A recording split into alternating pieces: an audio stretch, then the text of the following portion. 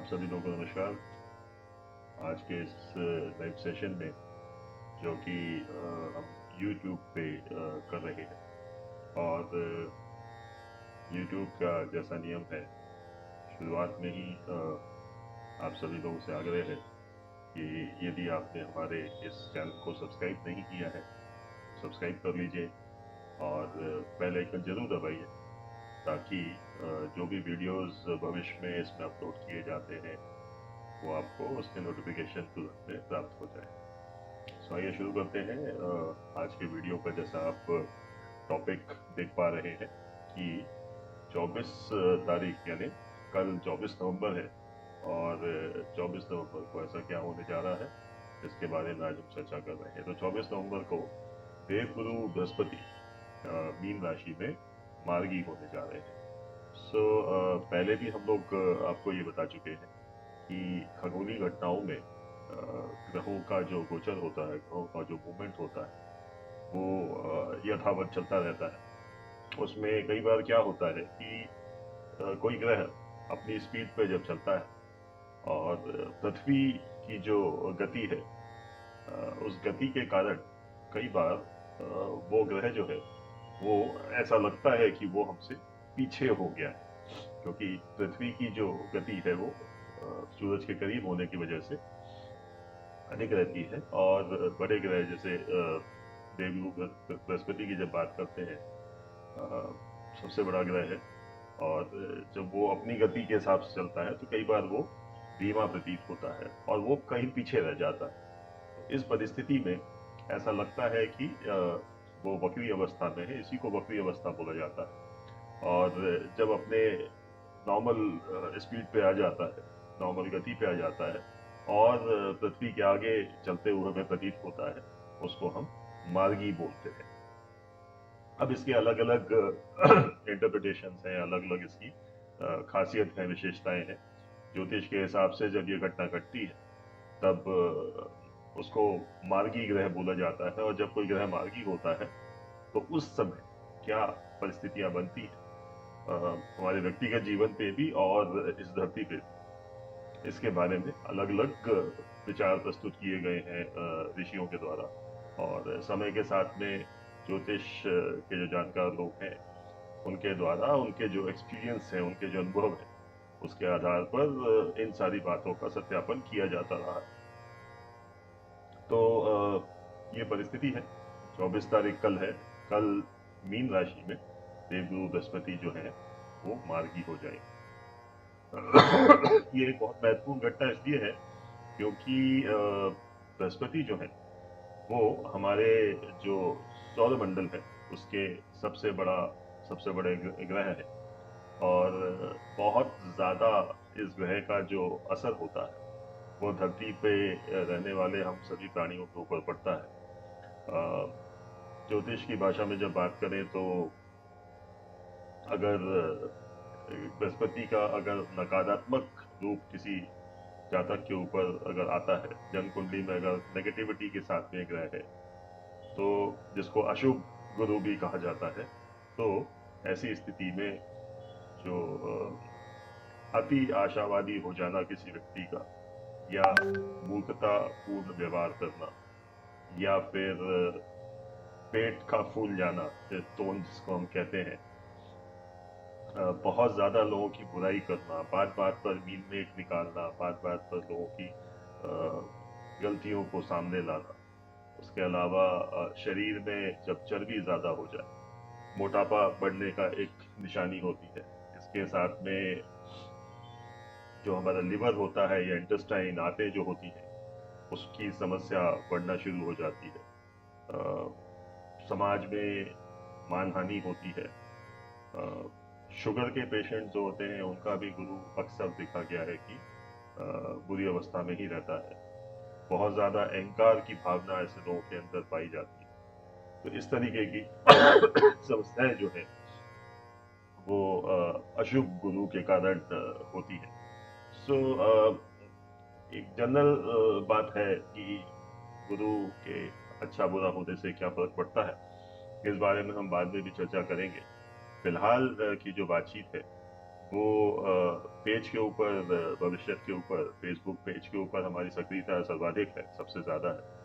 और आप लोगों ने नोटिस किया होगा कि पिछले कुछ दिनों में 24 तारीख के बाद या 24 तारीख से लेकर कुछ विशेष टिप्पणियां इस पेज पे की गई थी। एक जो आपको अभी इस समय इस स्क्रीन पे भी दिखाई दे रही है, जिसमें लिखा गया है कि 24 नवंबर से हमें सुनने का समय शुरू हो रहा है। अब सुनने का समय जब शुरू हो रहा है, वही इस बारे में चर्चा की गई है। तो ये सारे कुछ गुरु के जो मार्गी होने के जो परिणाम हैं, उनके बारे में पहले इन सब बातों को लिखा गया है। और इसके जस्ट पहले अगर आपने नोटिस किया हो तो जैसे इस पोस्ट के अंदर दिख रहा है कि 24 तारीख से आपको भगवान विष्णु के इस चित्र की को अपने मंदिर में स्थापित करके इनकी आराधना करना चाहिए, और साथ में कुछ दूसरे उपाय दिए गए हैं। सो ये पोस्ट महत्वपूर्ण है। इस वीडियो के बाद इस पर्टिकुलर पोस्ट को आप लोग ध्यान रखिएगा, क्योंकि इस वीडियो में हम आपको प्रत्येक लग्न के ऊपर क्या असर पड़ेंगे गुरु के मीन राशि में मार्गी होने की, तो जब इस बारे में हम आगे चर्चा करेंगे, तो जिन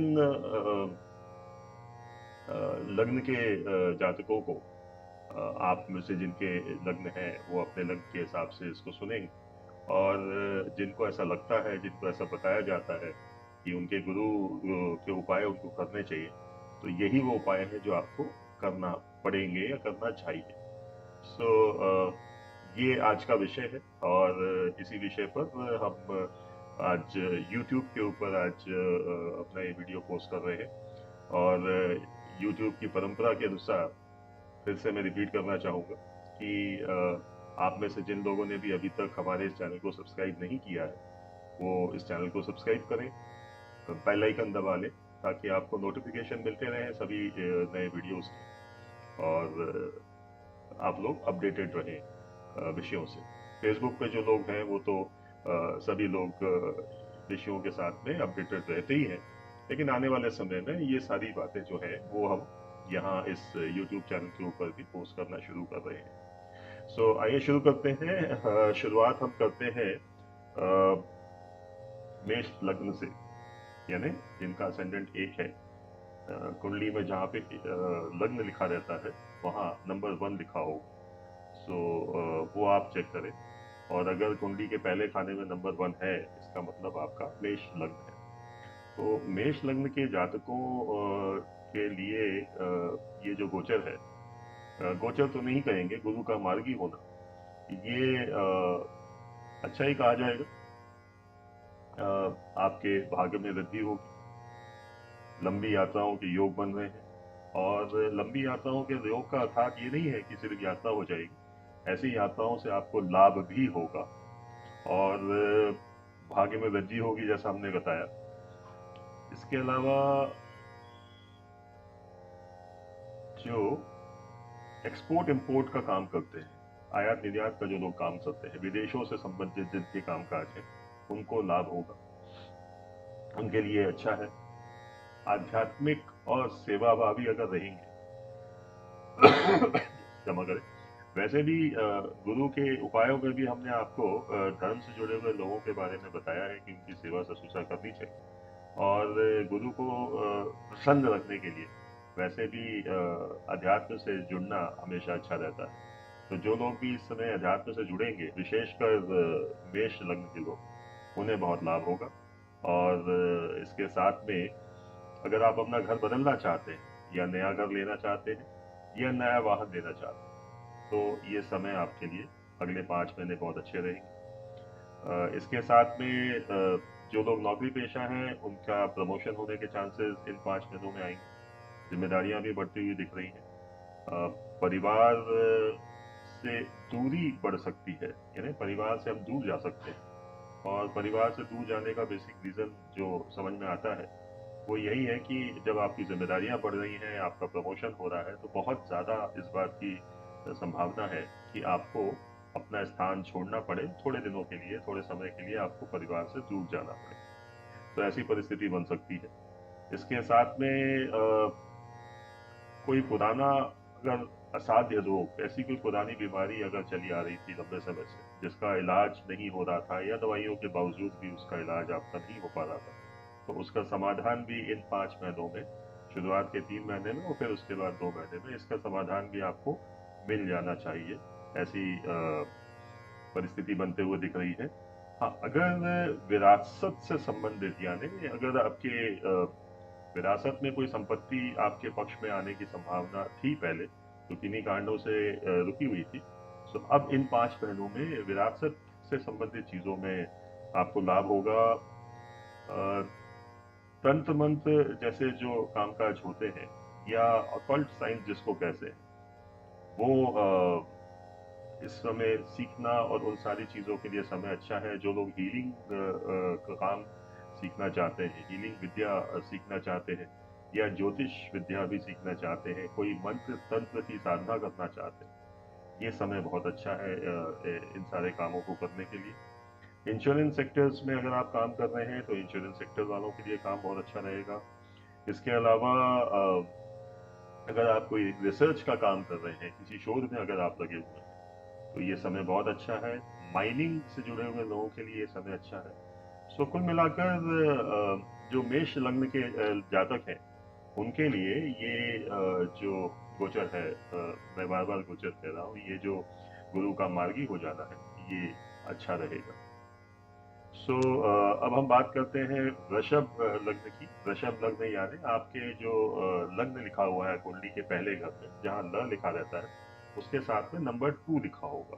तो नंबर 2 अगर आपके उसमें लिख के आ रहा है, तो आपका लग्न जो है वो वृषभ है। और वृषभ लग्न के जो जातक हैं, उनके लिए ये जो गुरु का मार्गी होना है, ये बहुत अच्छा रहेगा। देखिए 11th हाउस में जो गुरु का आना है, वो बहुत अच्छा है, क्योंकि 11th हाउस जो होता है कुंडली का 11वां घर, एकादश भाव जिसको कहते हैं, वो इच्छा पूर्ति का घर होता है। और अगर कोई पुराने प्लान, पुराने अगर आपने कोई ऐसे विषय सोच के रखे हैं जिनको आप करने के लिए उचित समय की प्रतीक्षा कर रहे हैं, सो अब वो उचित समय आपका 24 तारीख से शुरू हो रहा है। सो ऐसे कोई पुराने अगर आपने कोई योजना बना के रखी है कुछ काम करने की, कुछ आगे बढ़ने की, या कोई नया काम करने की, ये समय अब थोड़ा बेहतर आ गया है। इस समय आप उस काम को शुरू कर सकते हैं। आप जिस भी नेटवर्क में रह रहे हैं, जो भी आपका समाज में जो भी नेटवर्क है, दोस्त मित्र और लोगों को जान पहचान का, इन लोगों से अब आपको सहायता मिलेगी। आपके अपने लोग भी आपकी सहायता करेंगे। और इसके साथ में अगर हम बात करें कि 24 तारीख के बाद में आपको जिस उसी नेटवर्क में जिसकी हम बात कर रहे थे, उससे आपको लाभ मिलना शुरू हो जाएगा। अड़चने अगर अभी जो आती रहती थी कामकाज में, रह रह के लगता था कि यार ये काम हो नहीं रहा, वो सारी अड़चने भी अब समय के साथ में धीमे धीमे ये दूर होती जाएंगी। और पुराने जो भी आपके इन्वेस्टमेंट्स थे, जो अगर इन्वेस्टमेंट कोई पुराने किए होंगे, जो ऐसा लगता था कि यार ये तो डेड इन्वेस्टमेंट है लेकिन पड़ा हुआ है, सो अब ऐसे इन्वेस्टमेंट्स भी अब आपको लाभ देंगे अगले 4-5 महीनों में। और बड़े भाई बहनों का सहयोग मिलेगा, बड़े जो आपके गुरुजन हैं उनका सहयोग मिलेगा, बड़े जो अधिकारी हैं उनका सहयोग मिलेगा। इसके अलावा अगर हम बात करें कि